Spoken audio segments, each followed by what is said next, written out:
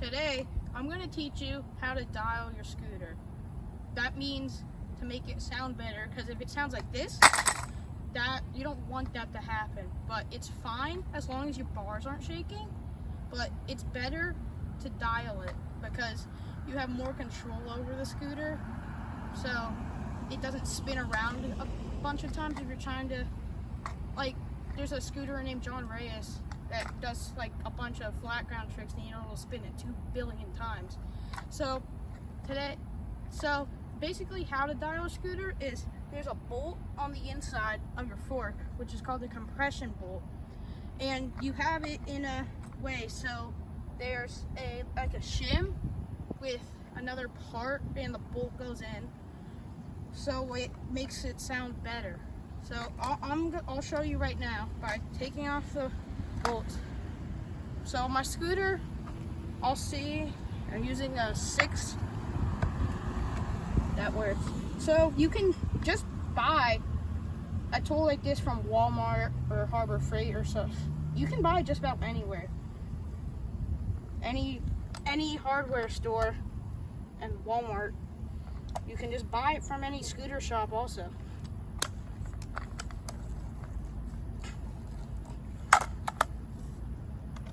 If it doesn't come off, you gotta loosen it more. And there's another thing called V tightening or shark mouth tightening, where you tighten one bolt, you have this bolt tightened maybe, and this one isn't. That's not good. Don't want to do that. So here, if you realize, look how loose that is. If it might not look loose, but it is loose because fork should not do that. So there's also something called a dirt cover, which mine doesn't have for some reason. I must have took mine off. But so your compression might not use the same same size, so you'll need to find a smaller one or a bigger one. So that fits perfectly. Just gotta until it's snug. See what it sounds like?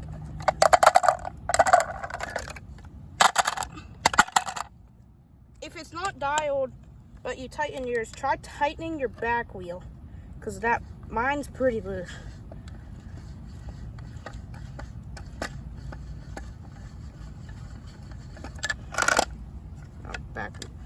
So if it continues tightening, it's probably using a 2-piece bolt. So you want to try putting your thumb on the other bolt, because if you look at mine, there's a bolt on this side and this side. So try to drop it again just like this.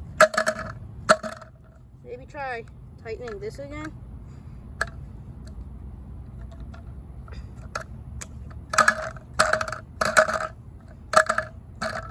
If it's still making sound, try tightening your brake also.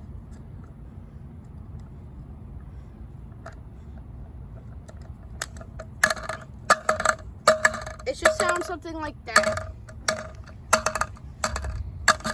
So now all you do is take any type of bars, and if it's your first building custom and you got titanium bars, but you don't have an oversized shim, you could get an oversized shim for whatever bars from what brand of bars you got. So if your bars are shaking, even though you have them in all the way, and you got new bars for your fork, so whatever fork you have, buy an oversized shim for the fork or the bars that you have. Gotta line up your bars now. Mine are pretty straight, but wrong one. So, like I said, it might not always use the same bolt head, so it's a lot easier to make sure that you have a tool that has 6 or 7 different types of hex keys. Make sure it's not shaking. Didn't think of that. So when you tighten it, make sure it's not the fork's not shaking before you tighten your bars. So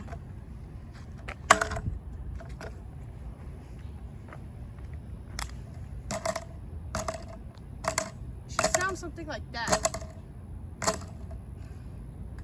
should be able to, I don't know, you should be able to, if you have enough momentum, you should be able to do something like that. But if you just hit it once, like just hit it with your leg like that, it shouldn't spin more than like once or twice.